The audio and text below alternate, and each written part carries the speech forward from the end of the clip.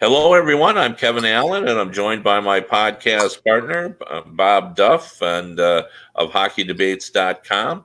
And this is the HockeyDebates.com podcast. And Bob, a lot going on, but where I want to start is I was looking today at the standings, and five of the first eight teams in the league in terms of points are from the Metropolitan Division. Is there any doubt what the best division in hockey is right now?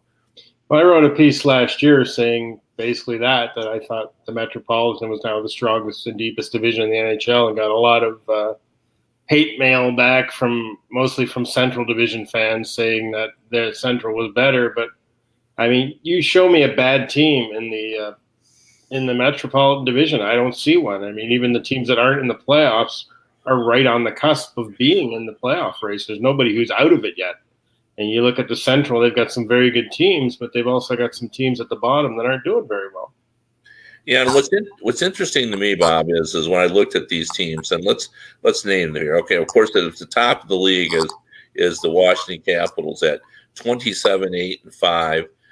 They're plus 25 goal differential. Then you go down to the New York Islanders at 24-10-3 with a plus 13 goal differential. And then the Pittsburgh Penguins. It's so funny. Like, every year, this was the year when I heard, well, Malkin and Crosby are older. And then Malkin went down. Everybody said, oh, now they're in trouble. And then Crosby went down. And after they got through the Malkin situation, well, now they're in trouble. Well, there they said it, 23-11-4 with a plus 29 goal differential, better goal differential even than the Washington Capitals. And then, of course, you got the Philadelphia Flyers, who I think is the biggest surprise in that division. Like I liked that team, but I didn't think they were, ready right now. I thought they still had a ways to go. And what's really helped them is a home record of 13-2-4. They've actually been below average on the road. They don't even have a 500 record on the road. They're 9-10-1. And then, of course, we have the Carolina Hurricanes at 23-14-2 with a plus 22 goal differential. Now, what's interesting about all those teams is, by listing their goal differential, there's a lot of sameness there. Like, there's not only these teams are all good teams, but, they're pretty competitive with each other. And if you start to look at this team in terms of how many of these teams have a chance to win it, well, I think we all agree the Washington Capitals, only 2 years removed from winning the Cup, have a good chance. And I would argue aggressively that the Islanders probably are playing, the closest thing to what we would recognize as playoff style hockey. They give up 97 goals this season. They're just as good on the road as they are at home. Now, the only problem is they don't score enough. That could be a problem for them. But this is a team that can keep the puck out of their net. That's real playoff hockey. And to be honest, the Pittsburgh Penguins have been very good at that as well this season. They have only given up 102 goals in 38 games as well. So I would think we all agree that those top three teams are capable of winning the Cup. The Philadelphia Flyers, I would say they're not quite ready. But, I'm not going to argue against the Carolina Hurricanes because we saw what they did last year. So, Bob, what's your take on those five teams and the possibilities of them winning the Cup? Well, I got to call myself out first when I said there's no bad teams in the Metropolitan. Of course, there's the New Jersey Devils. So there's a bad team, and we have to acknowledge that I missed the net on that one. But I think you kind of hit on what I was going to talk about, playoff-style hockey. I mean, as you say, the Islanders play that kind of hockey. I think the Hurricanes play that kind of hockey. And Pittsburgh and Washington have won the Cup, so they know how to play that type of hockey when it matters. You've got, two teams that play the right kind of way to win the Cup and two teams that have won the Cup in those four right there. So you can make a case that any of those four legitimately could win the Cup, and I would question anyone who said otherwise. Well, and there's certainly quality coaching in that division as well. Barry Trotz obviously took the Capitals to the Stanley Cup championship, and now he's with the Islanders. And Bruce Cassidy, we know what he's capable of. We saw him last year in the take his team to the final. And I think he's very much a modern coach. I think Rod Brindamore is still kind of a hot coach. And by that, I mean everyone sort of recognized that he's a guy that has, went from 0 to 30 or to 60 in terms of his, credentials as a coach. I think everybody saw him as an instant hit with the Carolina Hurricanes last season. Of course, Mike Sullivan, we know what his credentials are. He's, he won back-to-back cups with the Penguins as well. So, a lot of good coaching in that division. As you said, a lot of these teams are defensively strong as well. And there's big name players in that division as well. The Bruins have Chara and Bergeron and Pasternak. The Capitals have Ovechkin and Backstrom and Braden Holtby. The Islanders no longer have John Tavares, but there's guys like Anders Lee in that division, and there's Crosby and Malkin in Pittsburgh. I mean, a lot of big time players, and even a guy like Sebastian Aho is on the rise in Carolina. So that division, I think, I would have said coming in that I thought the Central Division was going to be the toughest with all the talent they have, but. Now I'm pretty convinced that it's a much stronger Metropolitan than we have in the Central. And I think another thing with those teams is they've all shown they're not afraid to make bold moves to try to get over the top. Whether the Penguins, Jim Rutherford's trading record is obviously well known. The Capitals have made some big moves over the years to try to win it and finally got it done. And Carolina made a bold trade with Calgary last year to kind of reshape their team, and everybody thought the Islanders were out of their mind when they let Robert Lehner walk, but they haven't missed a beat without him. Yeah, I mean, they've got Lou Lamoriello, and I think Brian McClellan is an underrated general manager. I mean, look at the grief he took last year or last summer when he traded Niskanen, and now I'm drawing a blank. Gudas, yeah, they get Gudas back, and out of that deal, and everybody thought, well, that's just nuts. Niskanen is a good transition defenseman, and it's a good two-way guy, a veteran guy. You can count on him, and Gudas is seen, even though he's a physical, intimidating presence.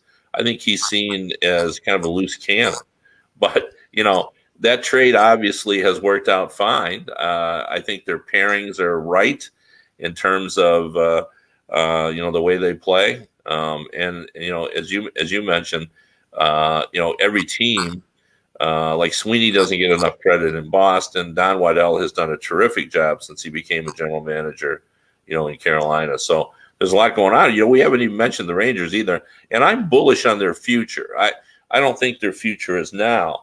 But I think, the Rangers, I like where they're going. They've got young Adam Fox, and they got Capo, and they've got some younger players that I think everyone's excited about. And they made a statement last summer by beginning Panarin to come to the New York Rangers, even though they're a rebuilding team. And how many teams can do that? Like when you're rebuilding, like the Red Wings couldn't get anybody to come to Detroit right now.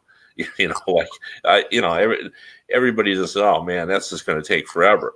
But the Rangers announced they're in a rebuilding, and they're still able to get a guy like Panarin, to come there. And I get it's the Big Apple, and there's a lot of ancillary revenue that can be made there. But how did they do that? How was the Rangers able to get Panarin last summer?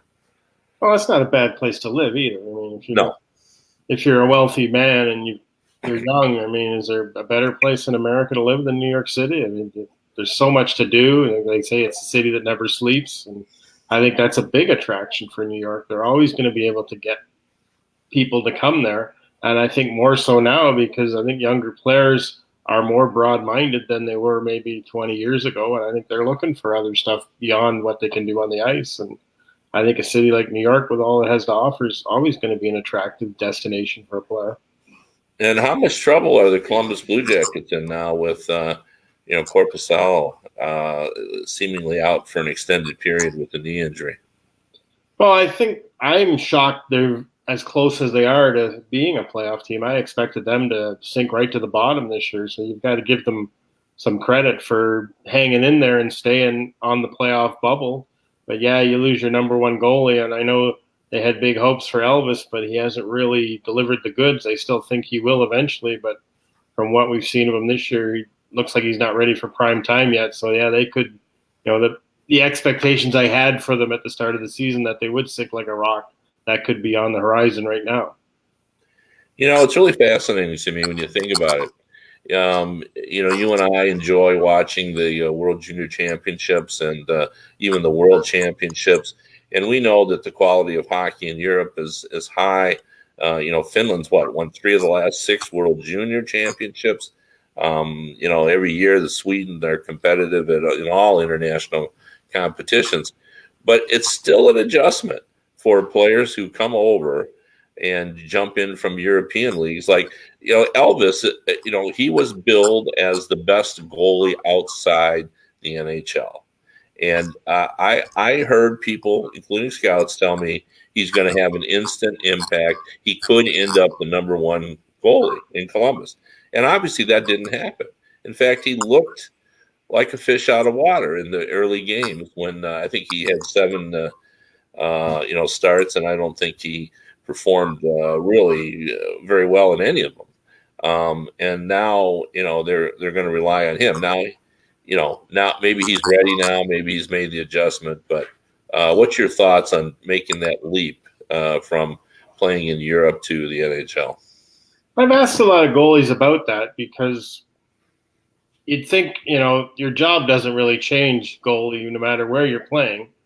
You're stopping the puck. Now, granted, players can shoot it better and hit spots better the higher level you go, but your job description doesn't change ever. And I've asked a number of European goalies about that coming over here. I mean, you hear it from forwards and defensemen especially, about the transition to the smaller ice and how it's more physical. And I asked goaltenders about it, and most of them will tell me that they don't think there's that much difference. But yet, as you say, there's not too many that come in and do it seamlessly. And I think a lot of it has to do with the zone play. There's a lot more zone play in North American hockey, I think, than there is in Europe. And you don't get the kind of traffic at the net and the craziness that you see in an NHL game in most European hockey. I mean, there seems to be, I stream a lot of European games, and there doesn't seem to be that same kind of hell bent for leather, let's crash the net and try to find a loose puck and bang it in. There seems to be still a little more emphasis on, moving the puck around and trying to make the skillful play. And I think when you come to North America, you've got to adjust to that kind of roller derby on ice almost. Well, and it's not just goalies either. I mean, you look at the guys who tear it up over in Europe, and we bring them over here, and obviously there are the Ovechkins of the world who come over and dominate, but it just seems I'm drawing a blank now on the name of the guy who was so good in the KHL, and he showed up at Vegas and ended up in the minors, and there was talk before he came over that he was going to be on their top line. They've had that happen really 2 years in a row because I'm the same with you. I just watched them play the other day, and his name's escaping me. And yet, the guy they brought in last year, Gusev, was supposed to be the same thing. They got him in the playoffs. Right. He's going to be great, and he's floundering as well. So, I mean, obviously it takes – and I think the games, too. Like, you're playing maybe 40, 45 games in Europe. Over in the NHL, you're suddenly playing every other night. You're doing a lot more traveling. There's a lot more physical wear and tear. And I think that I'm sure you've talked to a lot of players, too, and they – not just Europeans, but even guys coming out of college talk about – ramping it up to try to play 82 games and basically have a game every other night is a huge physical and mental adjustment for these guys.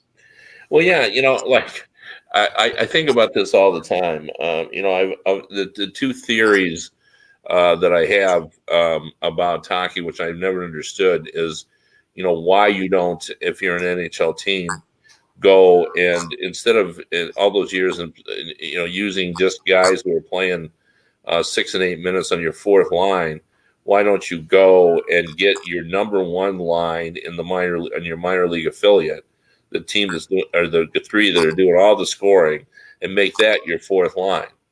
I've never understood why I'm do that. Instead of having guys who, in the past, um, guys who aren't scoring, who give you 6 or 8 minutes, and you're normally playing against their fourth line. So I've never understood that. Why that happens. And then the other one I thought is that if you're one defenseman short, so you tell your pro scout, well, go over to Europe and find me the best defenseman, best free agent defenseman in Europe. Now, don't you think the best free agent defenseman in Europe is good enough to be a number 6 defenseman on an NHL team? You would think so. But it doesn't seem to work that way because, I've seen teams go out and sign guys who have been high-scoring defensemen over in Europe. And I think the Red Wings just did that. In fact, they just traded him a short while ago. Didn't they go out and sign a guy that was playing very, very well over in Europe? And they brought him over, signed him a contract, and Yzerman just traded him. I think he traded him in the goalie trade when he got Comrie, right? No, he sent him. It was a bizarre trade. They sent him to Carolina for another minor league defenseman who's probably never going to play in the NHL. Oliver Koski's the guy's name. He was the leading scorer for defenseman in the Finnish league last year. Right. I talked to a guy in Finland who just raved about him, and then NHL teams were falling all over each other trying to get him at the World Championships, and the Wings thought they had a real coup when they were able to sign him, and yet, 3 months into the season, not even that, they've already given up on him. Well, it's just a different game and adjusting the physical play, and the one thing that's different from when you watch the European game is you don't have those forecheckers coming at you, 120 miles an hour while you're trying to play the puck behind the net, and it's a different style. So there is some adjustment there. Another topic, Bob, and you brought it up before we went on the air, and I'll let you kind of take it as I'm assuming what you're talking about is we're about to play the Winter Classic down in Jerry Jones's Palace down in Dallas, do you feel like the novelty of outdoor hockey has run its course? What's your feeling about that? Well, I think it was kind of like the goose that laid the golden egg, and it was a great novelty. But I think they should have kept it to one game a year and really made it a centerpiece of the season each year. Like when they had it on New Year's Day, and it was, just that one game, you looked forward to it. They built a whole festival of hockey around it. I thought, this is great. This is, a wonderful way to sell the game and probably get people to watch it that maybe normally wouldn't watch it.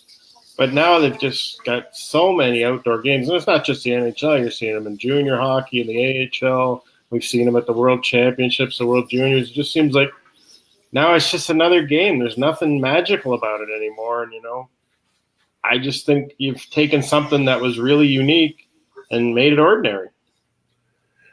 Well, I'm going to take issue with you on that, Bob. I've been to a lot of these games, and I think with the exception of grumpy sports writers and people who watch them on TV, everybody loves outdoor games. Like when you're there, they're huge events. Like I have never been to an outdoor game that wasn't huge in the city that it was in.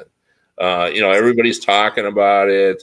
It's a really big deal. Like even in Los Angeles, when I went out there at Dodger Stadium, there was a buzz about it, what was going to happen. And it was a cool event, when you were there out in Los Angeles. And that's usually the case. And there is a festival that's going on in the city where they're played. I think that you have to be there to appreciate them now. I think that's what you're saying.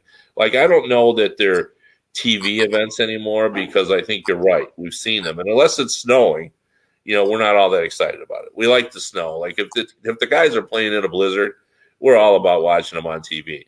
But I think when you're there, it is still a very big event. And there is a long line of cities that want an outdoor game because of that. People come in, people go downtown, they mill about, they're big events. Players love playing in them. I've never met a player who said, I just hate playing in an outdoor game. Well, maybe the Blackhawks. They always have to be the road team. Maybe they don't like playing in them. But for the most part, I think the players love the concept, and I think they're still got a lot of life to them. I don't know if they're still a TV spectacle. I think your point is well taken in that regard. I think the novelty probably is worn off in that regard. I'm not sure that, and I may not know what I'm talking about because I don't know what the ratings are. But I can't imagine unless there's snow, we get the same ratings that we used to get, when they first started out. But saying that, I understand why they keep pouring them out, because when you're there, boy, they're just fun, and I'm sure this game in Dallas is going to be a big event, and everyone will be in Dallas will be excited about it. Well, Jerry Jones didn't do the Stars any favors today. Apparently, just before we started broadcasting, I heard a rumor that the entire Cowboys coaching staff was fired today. So I think the Winter Classic just got moved to page 7 in the Dallas Post. Yeah, there's no doubt about it. But that had to be not exactly a major surprise. He sort of telegraphed that punch. And when they didn't make it into the playoffs, and when they're the hated Eagles managed to get in, and they didn't. I'm pretty sure that the coaching staff's fate was sealed. And he said there was going to be major changes. I guess moving out the entire coaching staff qualifies as major changes. I wanted to ask you a little bit about the Red Wings. I was watching the World Junior Championship, and I was watching Joe Veleno play, and I've watched a lot of the Red Wing games this season, and I just wonder where you think they are in their rebuilding and whether or not they're making progress. Ken Holland, when he left, thought this team was close to being ready. Steve Yzerman, when he was hired, said, "Be patient." And it sure looks like Steve Yzerman was right, but let me ask you this. Is he right because he has decided to let this play out? Like, I think Ken Holland would have been pulling levers to try to improve this team this season. And Steve Yzerman has made some moves, but all of his moves are moves that I think are for the future and not necessarily for now. You can argue that Fabro is certainly helping now. That's been a nice find, but he's part of the rebuild as well. So, Bob, where are we at on this rebuild? Is this going to take 3 to 5 years, or what do you think? Yeah, I think we're looking at least 3 years before they're a team that anyone would be afraid of. I know, and I heard a story from someone who should know that in the summer it was proposed to Yzerman by someone else in the organization, why don't we throw an offer sheet at one of these restricted free agents? And Yzerman's answer was, he said, okay, I'm not against that, but let me ask you this. If we sign one of those restricted free agents, are we going to be a Stanley Cup contender? And the answer was no, but we'll be in the hunt for a playoff spot. And Yzerman said, I don't want to be that. I don't want to be that team that's on the bubble, in or out, maybe every year, might win a round. He said, I want to be a team that's playing for the Stanley Cup every year, that has a legitimate shot going into every season of winning the Stanley Cup. So if he's looking at that as the benchmark, yeah, there are quite a few from that. I think Ken Holland was looking at it as, we're not that far away from being in the hunt for a playoff spot. And that's why I think he was always trying to stopgap by signing a couple veterans every year to see if they would be enough to push them over that hump. But in that scenario, everything's got to fall into place. You can't have any serious injuries. Everybody's got to have career years. All the young players have to take another step forward. And this year, it's kind of been exactly the opposite for the Wings. A lot of their young players, other than really Philip Hronek, are not having great years. And they've had injuries to so many key players, and their defense, which wasn't that great to start with, has been gutted by injuries. And I think a guy like Danny DeKeyser, who people probably don't appreciate on a daily basis because he doesn't do anything spectacular, but we're certainly seeing the value he had on that back end. Without him, they just look lost. Yeah, and I don't think it's helped. Like Mike Green, since he's come to Detroit, really has been an effective defenseman, and then because of the illness, like, he has not been the same defenseman this season. And I don't know. He just hasn't been able to come back and play. And they really needed him to be as good as he had been, prior to the illness. And I just don't see that happening. Hronik has been, to me, a real pleasant surprise. Like he was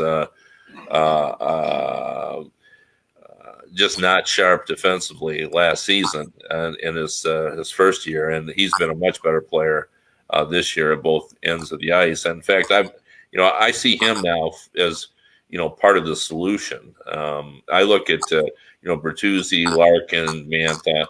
I think those guys are going to be around for a while, along with Hronik. And I'm not so sure about Anthony. I see him as possible trade bait, maybe getting a defenseman back. And I think they like some of the guys in Grand Rapids, but it remains to be seen. I think the jury's out about whether Veleno is a scorer or not. Zadina, he's looked better since he's called up this time, but he hasn't been dominant. So he hasn't shown me magic. He's gotten his points, and you can see why they like him. But we haven't seen any magic from him. Or do you see some magic from him, Bob? No, I've never been impressed by him. I think he's going to be a good NHLer. I don't think he's ever going to be a great, guy who can score you 30, 40 goals a year. I don't ever see him developing into that kind of guy. And I agree with you on Athens. He's up for a new contract at the end of this season, and I just can't see the Wings. His next contract's obviously going to have to be a fairly hefty salary increase. And I don't think he shows the consistency to warrant that. And I don't, he does have, obviously, with his speed and his ability to put the puck in the net, he does have some value. And I think he is definitely a guy they'll look to trade. I think they'll try to move Green for whatever they can get for him. I think they'll try to move Trevor Daley if they can get anything for him. I think you're going to see a major house cleaning of as many veterans as they can move out at the deadline. Yeah, there's been rumors floating around that I've heard that the Blackhawks have been looking at Green. They need a right-hand shot defenseman, they just want him to be the Green he was, prior to the illness last season, and he really just hasn't been that. Now he could still be that. He was a pretty effective player. I was real impressed how he came over here, and I thought he even kind of adjusted his style a little bit. He was better defensively in Detroit than he had been, previously in his previous stops, because he was pretty much all offense all the time. And I thought he realized that they were leaning on him to do more than just be the guy on the power play. And I think he's kind of done that. And by contrast, I compare the Red Wings to the New York Rangers, who had an announced rebuild. And boy, I sure like where they are, right now.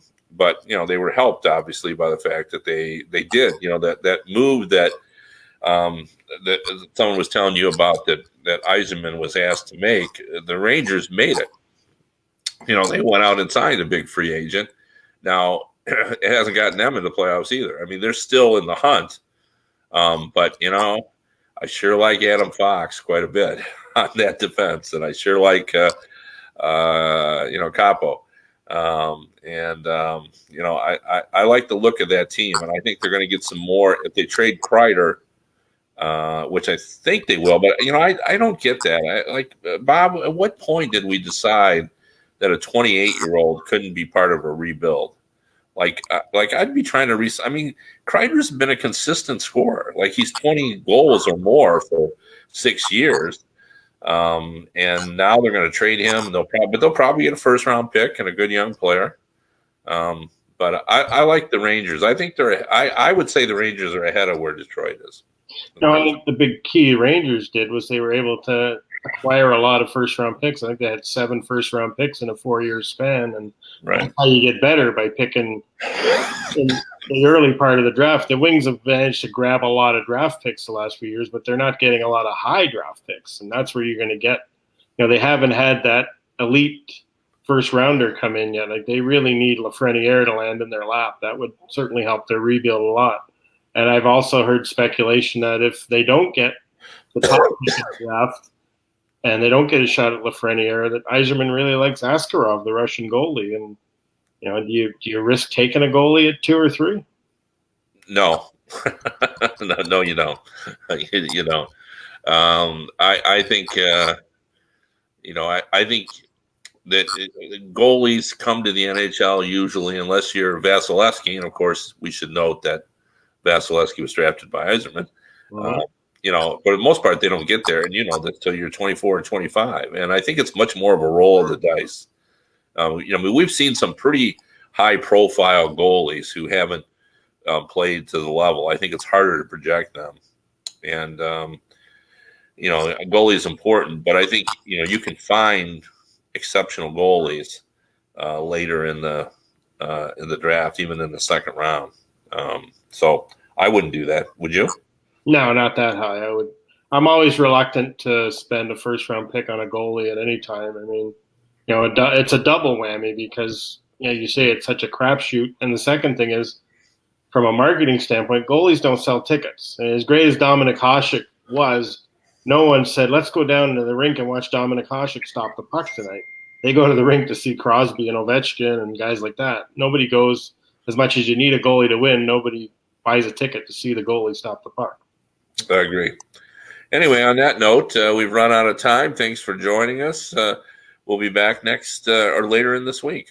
Yep, we'll see you on Thursday. Thanks for joining us.